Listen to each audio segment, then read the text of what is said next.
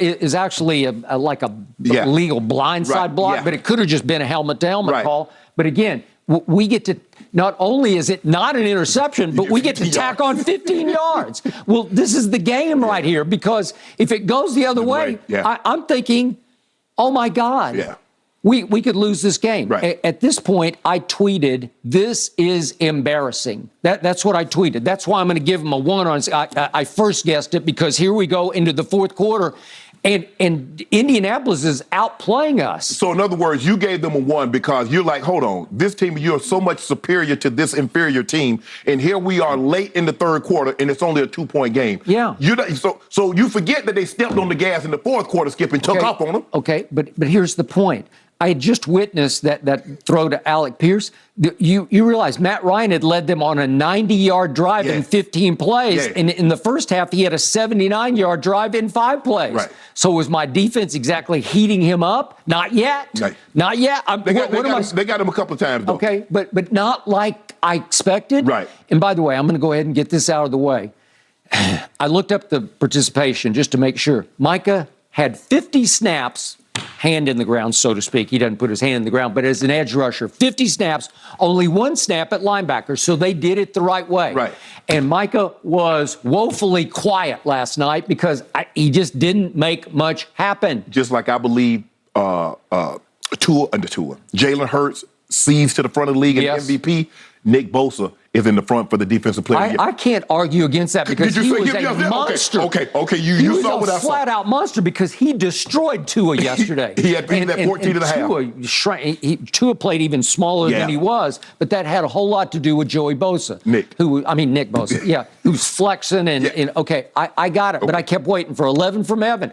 My old Micah, where are you, Micah Parsons? And they were scheming him, and they were screening him, and they were running through him and behind him, and they were doing all kinds of things.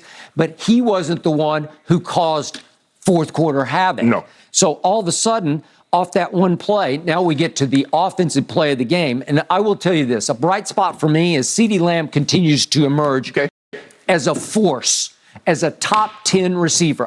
I can't do it off the numbers because he only caught 5 balls, but it seemed like he caught 10 balls last night because the two reverses he ran.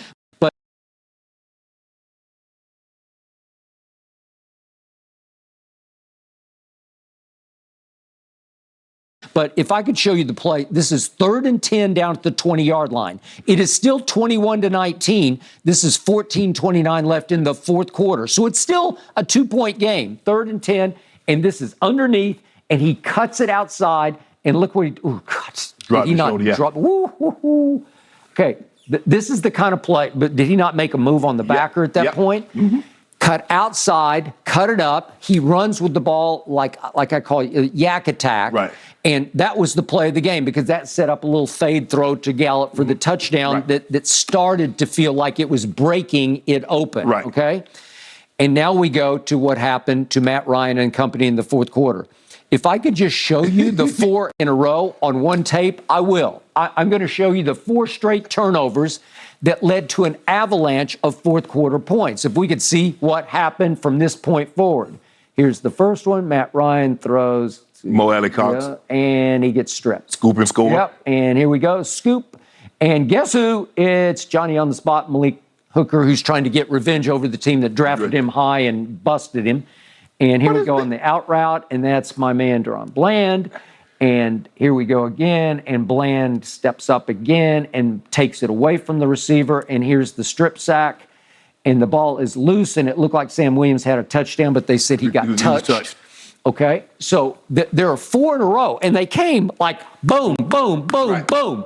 4 in a row, and to your point, you're shaving, and all of a sudden, it's 54-19. So they got outscored 33-0 in the fourth quarter. The second most points, Skip. That's the second most fourth quarter points since the merger. Ever scored. Ever scored. It tied for the second most. It was also the most points scored in any quarter ever by a Dallas Cowboy team, 33 points. Well, most points scored this year by any team also. That's historic. Okay. That's twice you've done that, Skip. You've done some things that you've never done before. Okay. And by the way, over the last 2 years, we have scored 50-plus 3 times, and that's the whole league has had 3 of those. So we We have the nuclear capability Right. to explode on teams. Yeah, but Skip, like you were saying, if you just look at the numbers and not you didn't watch the game, you just look at the numbers. You're like, okay, they were 7 of 13 on third down, 54%. That's good. 1-1 on fourth down, 385. You're like, okay, 23 first downs for the Cowboys, 18. You're like, man, this was a close ball game. Time of possession is not that out of hand. How the hell did the team get 54 points with only 385 yards? 385 total yards, right? In all my years of playing and watching, I've never seen something happen like this. Okay. Matt Ryan had 12 first downs passing.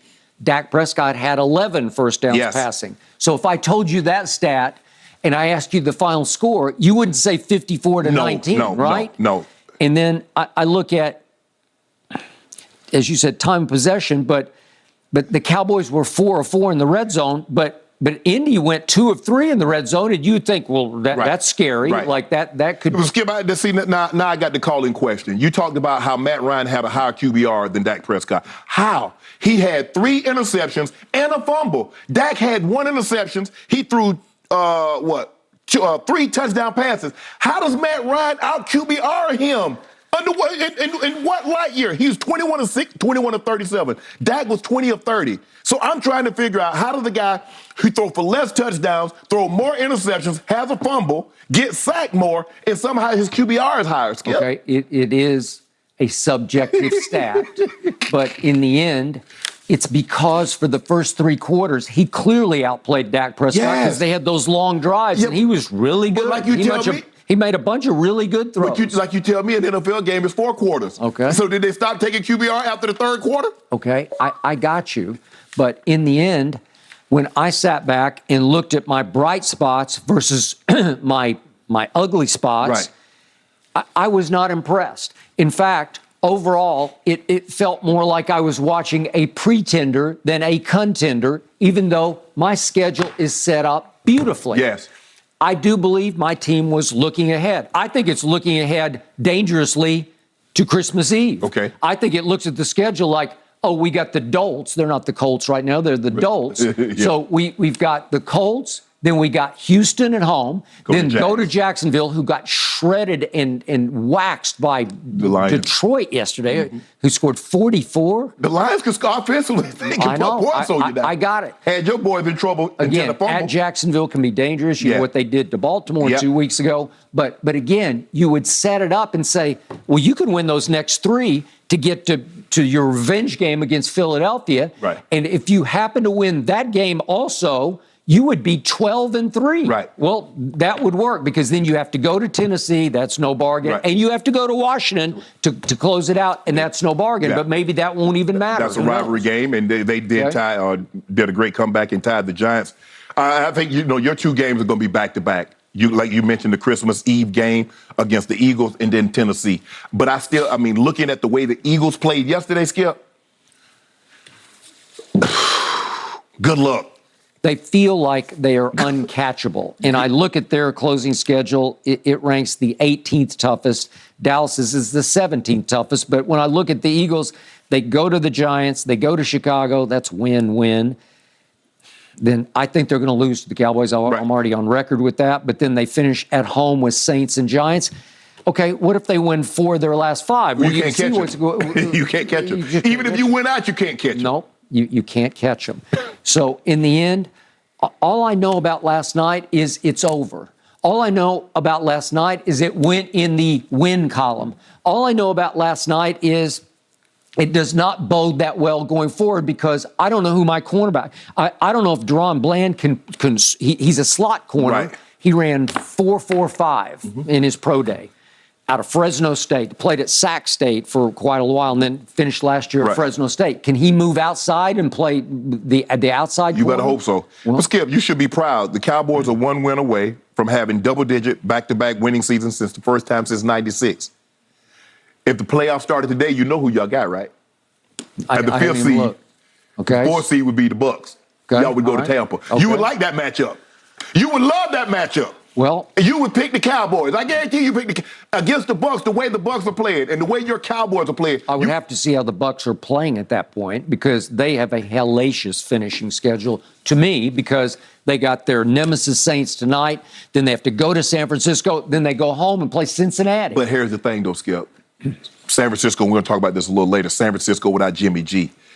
Can Mr. Irrelevant, Brock Purdy, who was the last pick in the draft this year. By the way, I like Brock Purdy. I watched him for 4 years at Iowa State. He's pretty good, but he ain't no Jimmy G at this point. With right. You're asking a rookie quarterback with very little experience to take you all the way. I agree. But their defense is legit. It looks like it's the best in football. Their defense is legit. Yep. So all I know for sure is my Cowboys are 9-3, and I'll take it and run with it. I mean, you talk about this. I'd rather be let on hurts. Everybody hurts. Yeah, everybody hurts. I tried to warn you. The Cowboys going to hurt. I tried to tell you. Yep. 11-1. Did you? I didn't know they were 11-1. Maybe we're going to have to beat Philly twice. You ain't beat nothing. You not beat nothing. We might have to. As a matter of fact, they're going to sweep you. We might have to go back to Philly for the NFC Championship. You're not going back. You're not going back. We might. Philly going to come in. Nope.